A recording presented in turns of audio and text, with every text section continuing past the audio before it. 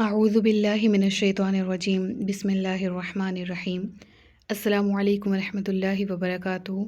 پارہ نمبر 30 الحمدللہ سورۃ العصر تک ہمارے تفسیری اسباق مکمل ہو چکے ہیں۔ آج کے سبق میں سورۃ الہمزہ کا آغاز کیا جا رہا ہے۔ سب سے پہلے اس کا تعارف دیکھ لیتے ہیں۔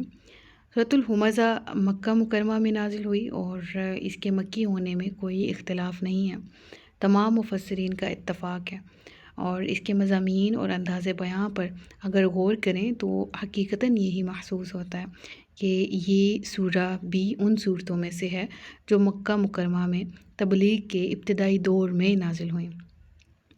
اس سورہ میں ایک رکوع ہے، کل 9 آیات پر مشتمل ہے یہ سورہ، اور مختصر اور پر اثر الفاظ اس سورہ کے اندر موجود ہیں۔ اس کو ہمزہ کیوں کہا جاتا ہے؟ نام رکھنے کی وجہ تسمیہ کیا ہے؟ ہمزہ کے معنی ہے لوگوں کے منہ پر عیب نکالنے والا، اور اس سورہ کی پہلی آیت میں یہ لفظ موجود ہے وَيْلٌ لِكُلِّ ہُمَزَةٍ لُمَزَةٍ۔ تو یہاں پر پہلی آیت میں لفظ ہمزہ موجود ہے، اسی مناسبت سے اس سورہ کو یہ نام دیا گیا ہے۔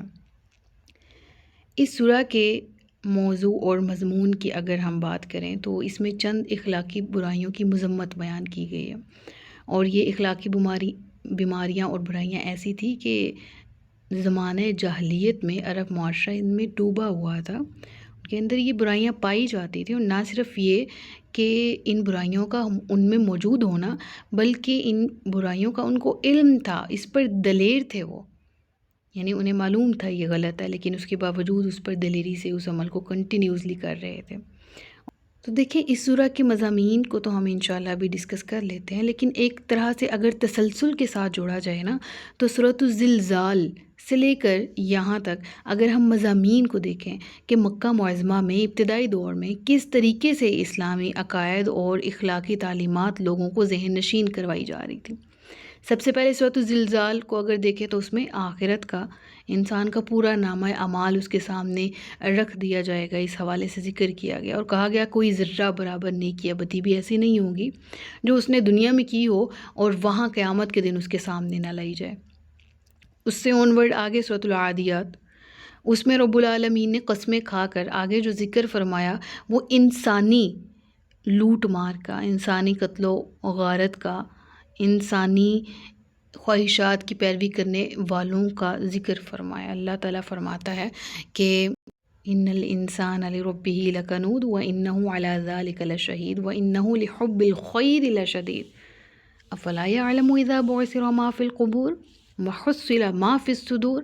تمہیں معلوم نہیں ہے تم کس دنیا کے پیچھے بھاگ رہے ہو، تمہیں معلوم نہیں ہے کہ تم نے پروردگار سے اپنے ناطے کو کس قدر ٹیمپریری رکھ لیا ہے، یا تم اس کا انکار کرنے والے ہو یا اقرار کرنے والے بھی ہو، تو ایسا اقرار کہ جس کا تمہیں کوئی در حقیقت فائدہ نہیں ہوگا، کیونکہ دنیا میں تمہاری زبانی کلامی ہی تم پروردگار کو مانتے ہو، تمہارے اعتقاد میں تمہارے عمل میں یہ چیز شامل نہیں ہے، اور اگر تم اپنے عمل کو اس کے خلاف کرتے ہو جو کہ رسول اللہ صلی اللہ علیہ وسلم کا پیغام ہے، جو وحی ہے، جو رب العالمین کے احکامات ہیں، تو پھر نتیجہ تم اپنے سامنے دیکھو گے۔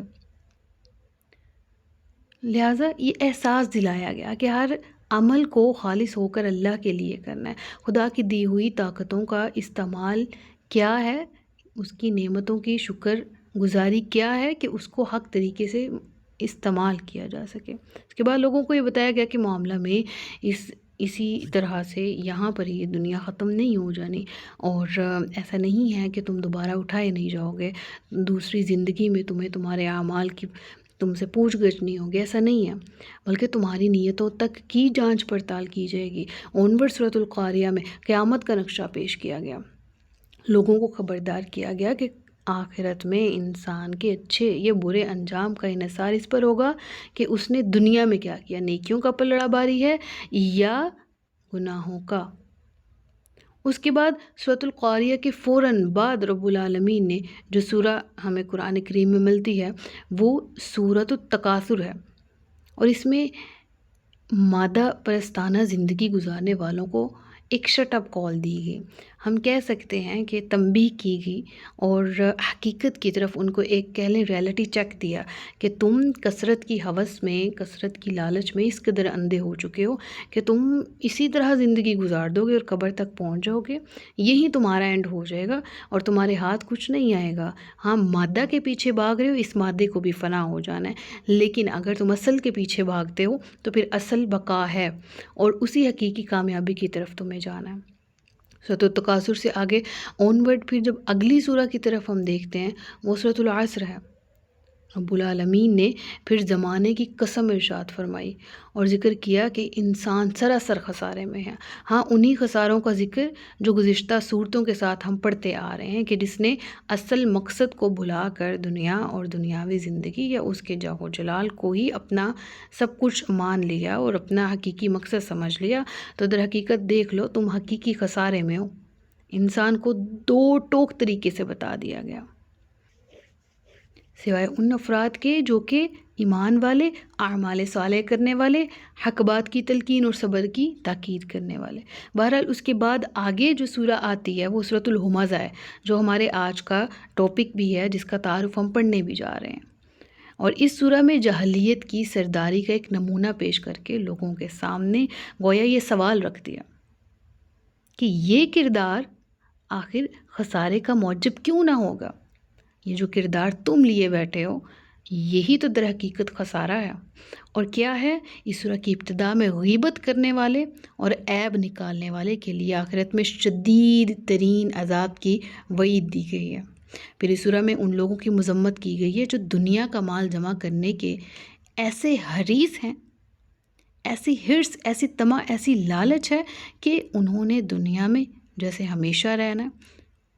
اللہ فرماتا ہے تم اس ٹیمپریری ورلڈ کے لیے کس طرح سے پرماننٹ وہ ہیئر آفٹر ورلڈ جس میں ہمیں رہنا ہے اور جہاں موت نہیں ہے، جہاں اینڈ نہیں ہے، تم اس کو بلا دیتے ہو۔ لہٰذا رب العالمین نے سورہ میں بتایا کہ جہنم کے اس طبقے میں ایسے لوگوں کو پھینکا جائے گا جو مال کی ہوس میں زندگی گزار دیتے ہیں، جو حلال اور حرام کی تمیز نہیں کرتے، جو راہ خدا میں خرچ نہیں کرتے، جو دنیاوی زندگی کو ہی سب کچھ سمجھ لیتے ہیں۔ ایسے طبقے میں انہیں پھینکا جائے گا جہاں آگ ان کی ہڈیاں پسلیاں توڑ ڈالے گی۔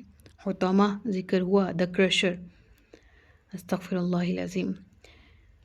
تو یہ صورت اگر ہم اس کو سورۃ العصر سے ریلیٹ کریں تو جیسے کہ میں نے آپ کو بتایا ابھی سورۃ الزلزال سے آنورڈ ہم ان صورتوں کا آپس میں تسلسل دیکھتے آ رہے ہیں۔ تو سورۃ العصر میں کیا خسارہ پانے والے انسانوں کا ذکر کیا گیا ہے نا، اور یہاں ایک مثال بیان کی گئی، ایک جھلک بیان کی گئی اس شخص کی اس سورہ میں کہ جو خسارہ پانے والا ہے۔ ایک برائی کا ذکر ہوا، یعنی اتنی ساری برائیاں جن سے ہمیں بچنے کا حکم دیا گیا، ان میں سے چند برائیوں کا ذکر اس سورہ کے اندر موجود ہے کہ جنہوں نے ان برائیوں کو اپنایا وہ سراسر خسارے میں ہیں، سراسر نقصان اٹھانے والے ہیں۔